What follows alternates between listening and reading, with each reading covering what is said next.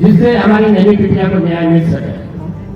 हमारे बहने, हमारे नेताओं पीछे हमारे असम अध्यक्ष के, हमारे पूर्व सैनिक, ऐसे सभी युवा जितने भी लोग यहाँ पे आए हैं, इससे ऐसा लग रहा है जो लड़ाई हम लड़ रहे हैं इस लड़ाई को बहुत जल्दी नया रूप मिलेगा। वैसे हम लोग सोच रहे थे कि अभी तक सरकार ने पिटीशन दायर कर दी होगी, अगर नहीं की है तो मुझे लगता है कहीं ना कहीं हम लोग की ढिलाई है।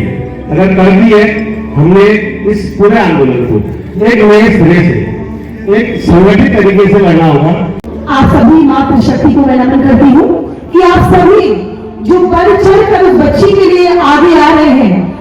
लड़ाई केवल एक कशिश की या उसके घर के परिवार की नहीं है, हम सभी की लड़ाई है और इस लड़ाई को हम सभी ने लड़ना है।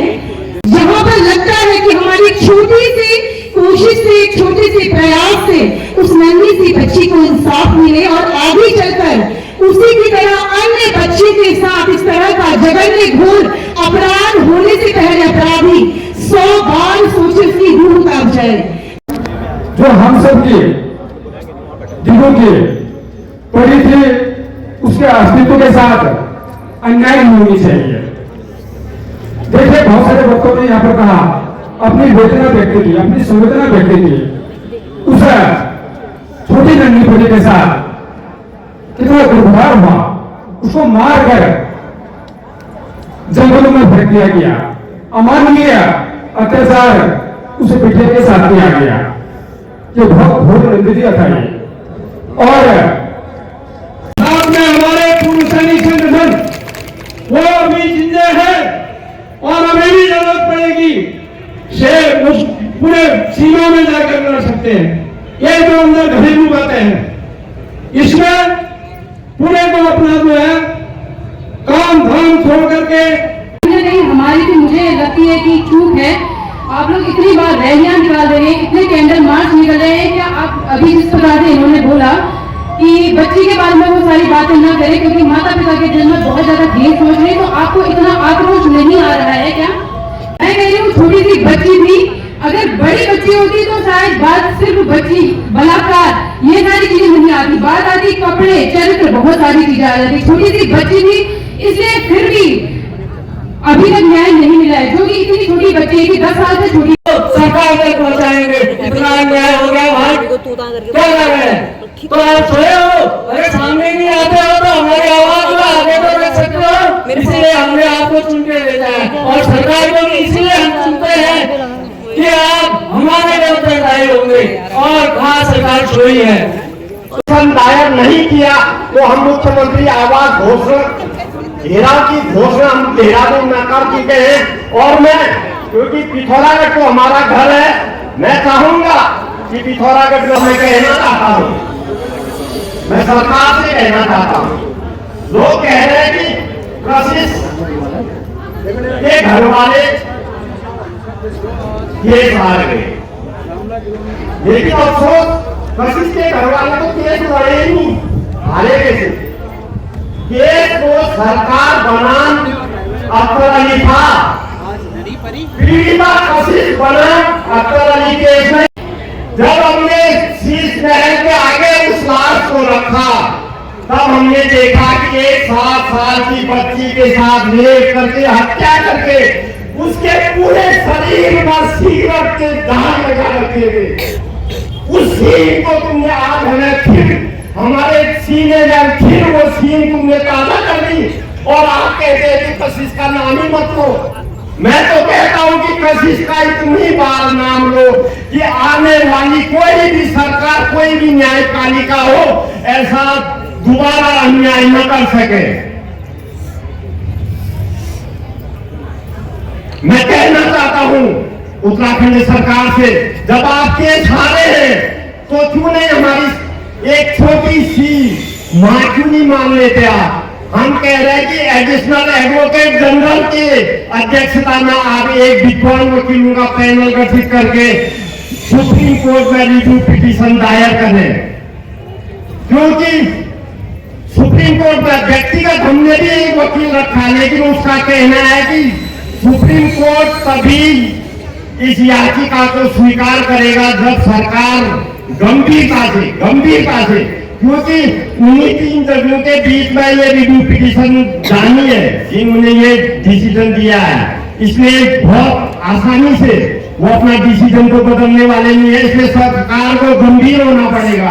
अगर सरकार गंभीर नहीं हुई तो मैं तो कहना चाहता हूँ, जो 25 नवंबर को तो आपने हमें बोली दी थी, आज 11 साल बाद आप हमें क्या दोगे? मैं सरकार से पूछना चाहता हूँ, सरकार बताए हमें भाई, अगर नन्ही परी के साथ रेप हत्या नहीं हुई, तुमने उसको 22 बरी कर दिया, तो क्या नन्ही परी ने खुद के साथ रेप किया था? क्या नन्ही परी ने खुद की हत्या की थी? क्या नन्ही परी ने खुद अपनी हत्या करके हल्द्वानी सीट पर से 2 किलोमीटर दूर जंगल तक खुद चले गई थी? मैं कैसा कानून है आपका? मैं पूछना चाहता हूँ, क्यों नहीं न्याय दे रहे हैं आप? क्यों नहीं एक छोटी सी मांग हमारी मान लेते हैं आप, और उसका पैसा भी आपका नहीं जाता है? जो सरकारी वकील को फीस मिलती है वो हम जैसे लोगों के टैक्स के पैसे से दिया जाता है, लेकिन सरकार अभी भी गंभीर नहीं है, और गंभीर नहीं होने के कारण कहीं न कहीं हम ही लोग हैं।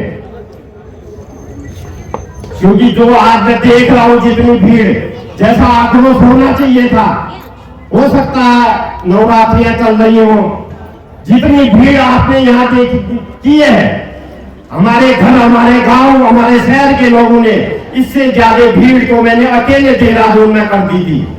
शायद आपने सोशल मीडिया और मीडिया में कहने की हिम्मत नहीं जुटाई कि नन्ही परी के परिवार वालों को कम से कम सूचित तो कर दें। भाई, जिस दिन हमारे बयान होने थे, हमें बयान के लिए नहीं बुलाया गया, क्योंकि सरकार ने हमें यह अवगत नहीं कराया था कि मामला सुप्रीम कोर्ट में चल रहा है, इसलिए तो हमें इसकी कोई जानकारी नहीं थी। लेकिन सरकारी वकील ने कम से कम इतना तो जानकारी देनी चाहिए थी। और मैं तो सरकार से मांग करता हूं, आज कई जगह अफवाह फैल रही है कि जो अख्तर अली एक मात्र 8,000 रुपया पाने वाला ड्राइवर सुप्रीम कोर्ट कैसे चले गया? अफवाह चल रही है कि भाई उनके संगठन के लोगों ने कि हम जब तक हमारी कोशिश नन्ही परी को न्याय नहीं मिलेगा, हमारी ये लड़ाई जारी रहेगी, चाहे हमने उसके गोली खानी पड़े, जान देनी पड़े, लेकिन हम कोशिश को न्याय दिलाने तक अपनी लड़ाई जारी रखेंगे। ये संकल्प मैं आप सभी लोगों के साथ ले रहा हूं, और आप भी मेरे साथ हाथ खड़ा करेंगे कि आप नन्ही परी के न्याय की लड़ाई के लिए हमारे साथ खड़े हैं। करिए, हाथ खड़े करिए। यही पुकार हमारी देहरादून को करानी चाहिए, और जो सत्ता के लोग हैं उनके पास भी जाना चाहिए, क्योंकि वो बार-बार फेसबुक के माध्यम से, व्हाट्सएप के माध्यम से ये लिख रहे हैं कि मुख्यमंत्री ने कह दिया कि सुप्रीम कोर्ट में अधिवक्ता हमारे जो ये रिट है वो दायर हो चुकी है।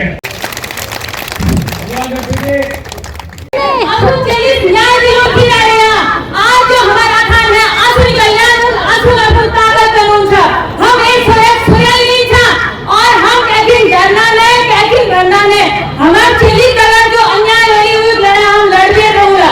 हमारे चेली शरीर में जो सिगरेट एक दाग बना रहे, उन दागों को बदला हम नहीं दे रोला। तो वादा कर, तुम अब खुद वादा कर कि अगली बार के लिए आंदोलन हो, तुम आना तो अपन अगर 10 यानी